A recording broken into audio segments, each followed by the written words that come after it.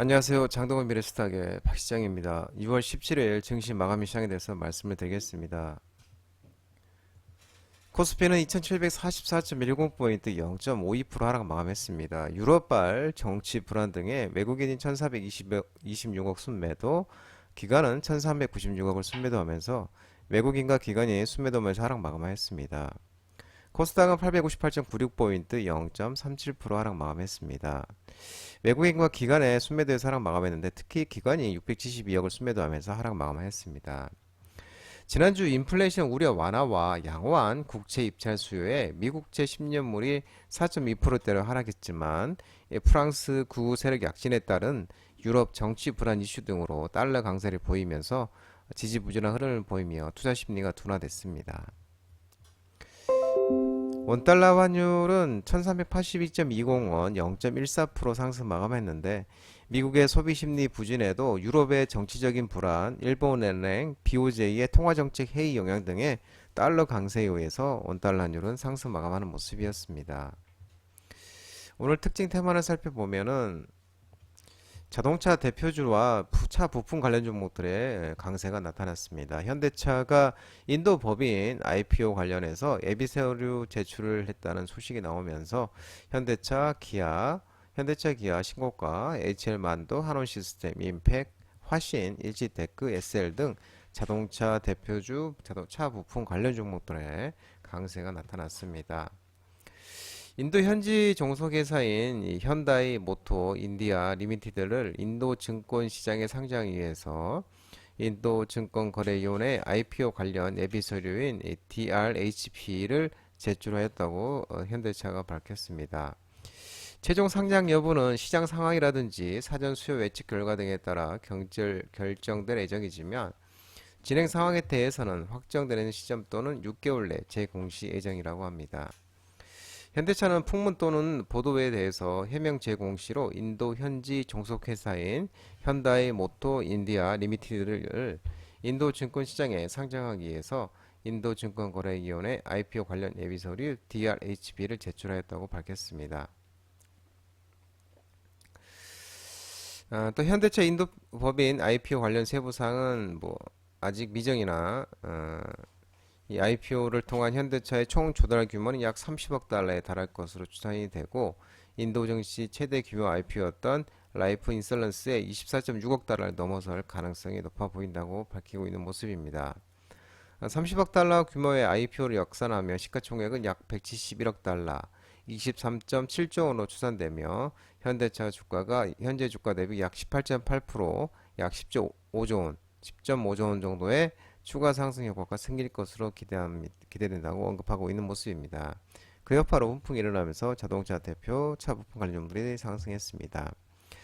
방산주 관련 종목들이 오늘 또 반등이 있었는데요. 신호식 국방부 장관이 루마니아와 폴란드를 방문한다는 소식에 LIG 넥스원, 코치 테크놀로지, 현대로템, 아이스리 시스템, 하나에어로스페이스, 하나 시스템 등 방산 관련 종목들의 움직임이 강세가 있었습니다. 국방부 장관이 이달 22일까지 루마니아와 폴란드를 차례로 방문해서 방산 협력 방안을 논의할 예정입니다. 17일과 19일 한국 국방장관으로는 처음으로 루마니아를 방문할 예정인데 18일에는 또 루마니아 대통령실 국가안보수석보좌관과 상원 국방위원장을 접견을 하고 19일엔 또 안젤 틀버트 국방장관과 회담을 열어서 양국 간 국방 방산 협력 확대 방안을 논의할 계획입니다.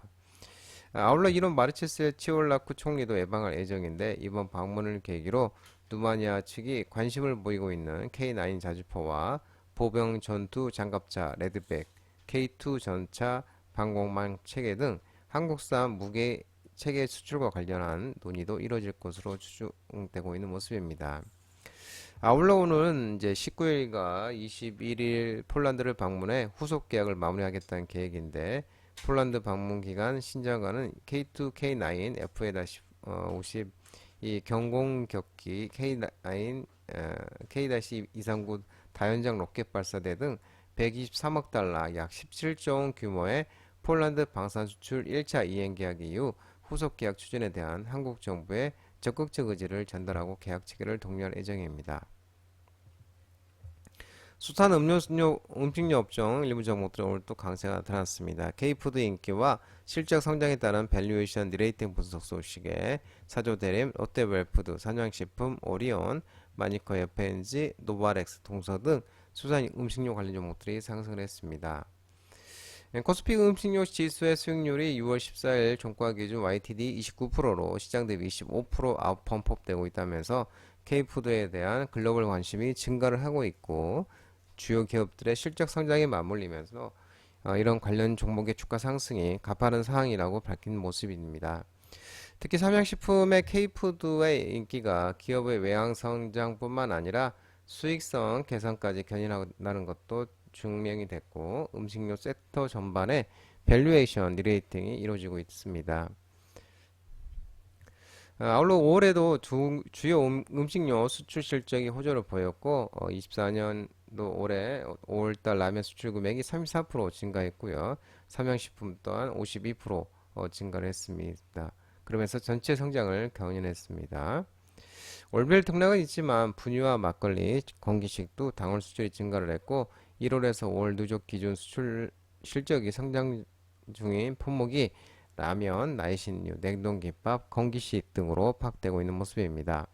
또 최근 사조 대리미 참치김밥, 유부 우엉김밥, 버섯 자체김밥 등 냉동김밥 세종을 미국에 수출한다는 소식에 국내 시장에서도 김 관련 업체들이 들썩였었고 냉동김밥의 해외 진출로 이미 금가시 된 김 가격이 추가로 또 오를 수 있다는 전망이 제기되고 있는 모습입니다.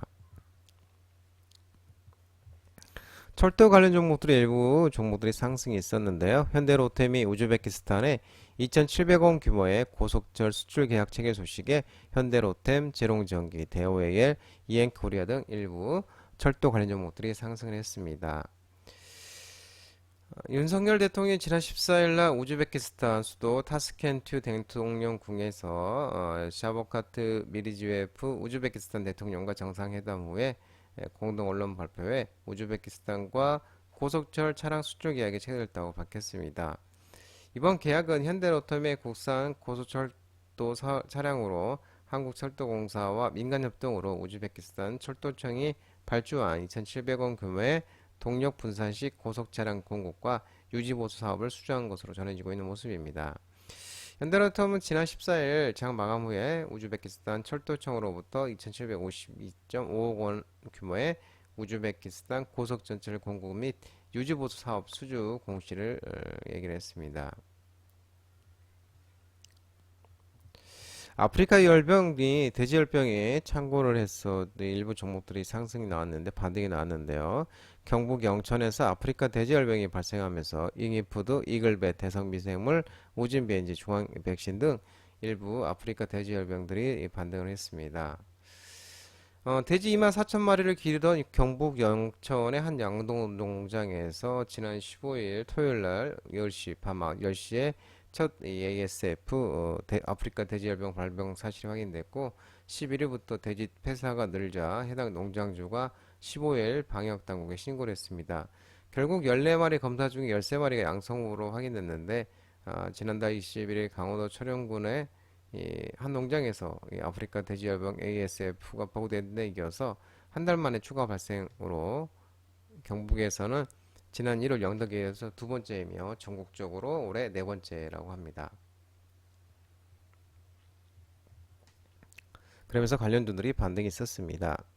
2차전지 전기차 리튬 가격들이 하락을 했습니다. 전기차 시장이 단순 캐즘이 아니고 정책적으로 후퇴 분석 소식이 나오면서 2차전지 전기차 리튬 등은 하락하는 모습이었습니다.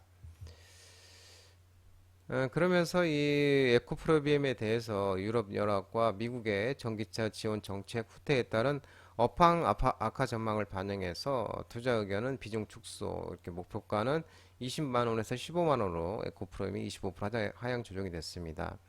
작년 유럽은 주요 국가들의 전기차 보조금을 축소 혹은 폐지했고 강력한 유로 7이 도입도 연기되었다면서 현 전기차 시장을 캐준 일시적 수요 정책으로 취급할 것이 아니라 정책 후퇴로 직시된다고 한다고 분석하는 모습입니다. 최근 EU 유럽의 선거 결과 다수당인 유럽 국민파가 2035년부터 내연기관차 판매를 금지하기로 한 정책 시점을 조정하기로 했다면서 EU에 의해 네토색대 등 친환경 정책을 중시하는 좌파의 영향력이 약화되면서 내연기관차 판매 금지에 대한 일부 허투가 발생했습니다.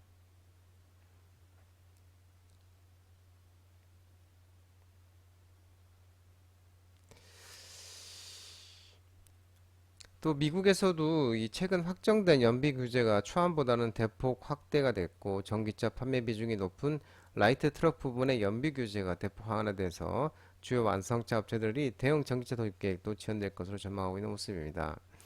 당분간 유럽과 미국의 정책 지원 강화 가능성이 낮은 것이며 베트남의 에코프로 BM의 공장 증설에 따른 이 가동 계획도 차질이 불가피할 전망이라고 합니다. 이게 이제 시장이 이제 유럽과 미국의 전기차 판매 감속을 감안해서 2024년부터 30년까지는 양극재 판매 추정치를 기존 대비 연평균 약 15%로 하향한다고 밝혔습니다.